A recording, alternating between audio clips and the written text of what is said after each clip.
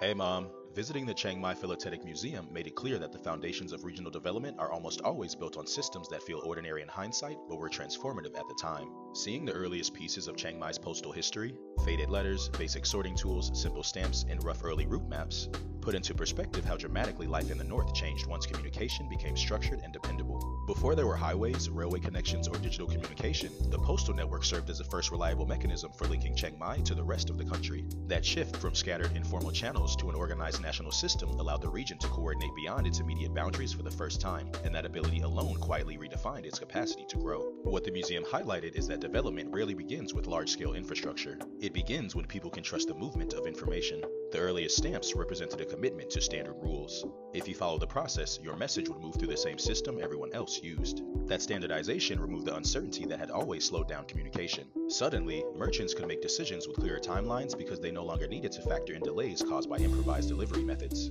Government offices could operate with more cohesion because instructions and records actually reached their destinations. Families divided by work, migration, or opportunity could remain connected in a way that felt consistent instead of episodic. When people understand a system and trust it to operate predictably, they start planning further ahead, and that change in mindset often precedes anything physical or economic. The evolution of the routes and infrastructure showed how this reliability expanded outward. Early mail paths connected only a handful of important locations, but as the system proved itself, those routes multiplied, reaching smaller communities that had previously been isolated in practice, even if not in geography. Each new connection, whether it was a scheduled delivery in a remote village or the opening of a small postal branch, pulled another area into the larger network. Over time, these incremental additions created a communication grid that allowed Chiang Mai to function with a level of coordination that simply hadn't been possible a generation earlier.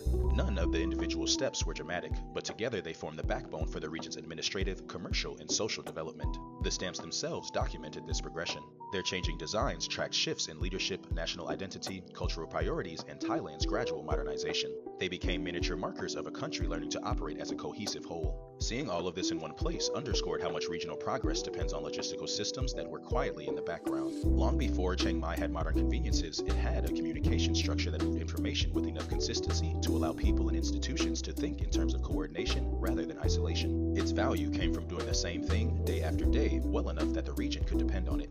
Businesses could expand knowing they could communicate with partners across distance. Administrative processes could standardize because information circulated instead of stalling. Communities that once felt far apart began participating in shared national rhythms. The museum made it clear that these unglamorous systems shaped Chiang Mai's trajectory just as much as any visible milestone. The Postal Service didn't just move letters. It provided the underlying structure that allowed the region to operate with coherence and purpose. Everything else builds on top of that foundation, even if most people rarely notice the structure holding it all together. I ate some shrimp pad thai on the river, and that was it for my day. Okay, love you. Bye.